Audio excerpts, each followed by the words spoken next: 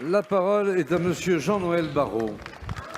Monsieur le Président, mes chers collègues, ma question s'adresse à Madame la ministre de la Justice et j'y associe ma collègue Laurence Vichnievsky. Hier matin, vers 9h30, deux individus casqués se sont présentés au domicile de la présidente de la cour d'assises de Versailles et l'ont attaquée violemment au visage. Une agression d'une lâcheté inouïe qui a choqué la communauté des magistrats et avec elle toute la nation et que nous condamnons avec la plus grande fermeté.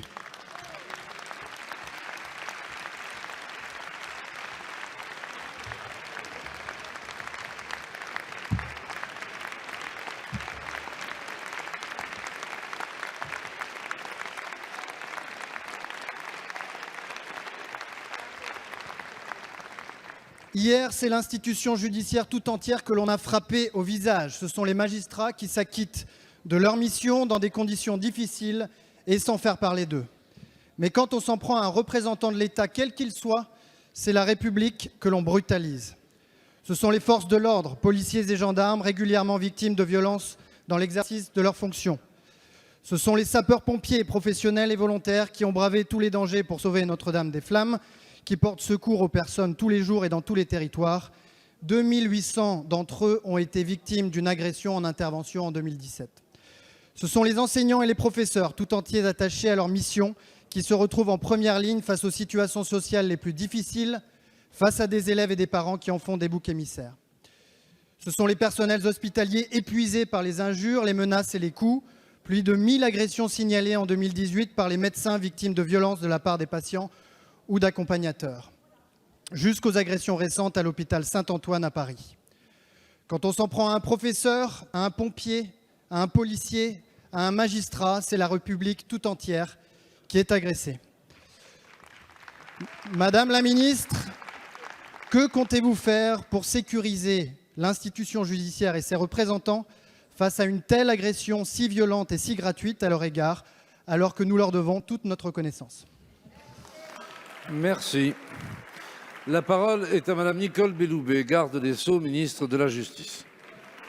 Merci, Monsieur le Président, Mesdames les députés, Messieurs les députés, Monsieur le député Barrot. Je tiens à remercier l'Assemblée pour le témoignage de soutien que vous avez manifesté à l'égard de la magistrate qui a été blessée grièvement hier dans les conditions que vous avez rappelées, Monsieur le député. Les premiers éléments ont justifié l'ouverture d'une enquête du chef d'assassinat par la procureure de la République près le tribunal de grande instance de Versailles. Les auteurs de ce crime sont donc très activement recherchés et 30 enquêteurs sont actuellement mobilisés à cette fin. Le Premier ministre a eu ce matin le fils de la magistrate au téléphone pour prendre de ses nouvelles. Comme je vous le disais, elle est grièvement blessée, mais elle est hors de danger. Il a exprimé son soutien à la magistrate, à sa famille et également au personnel judiciaire. Je suis moi-même en contact régulier avec le procureur général et le premier président de la Cour d'appel de Versailles. L'enquête déterminera si cette personne a été agressée en raison de ses fonctions, mais c'est une piste qui ne peut pas être négligée. 60 agressions sont signalées chaque année au ministère de la Justice qui visent des magistrats ou des greffiers. Nous veillons à accompagner ces personnels victimes de la même manière que nous sommes évidemment extrêmement attentifs à l'ensemble des personnels, qu'il s'agisse des policiers, des gendarmes, des professeurs, des sapeurs-pompiers qui interviennent au service du public. Je rappelle d'ailleurs que les personnes dépositaires de l'autorité publique, lorsqu'elles sont agressées, cela constitue toujours une circonstance aggravante et cela mérite ici d'être souligné.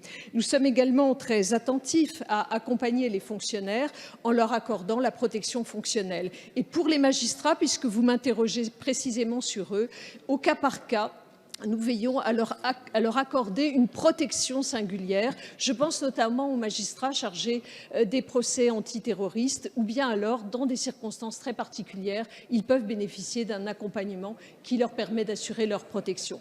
Voilà, Monsieur le député, ce que je souhaitais ici vous dire. Toutes les violences faites à l'encontre des personnes qui exercent une mission de service public sont inacceptables et vous avez raison, notre République ne peut pas le tolérer, nous ne le tolérerons pas. Merci, Madame.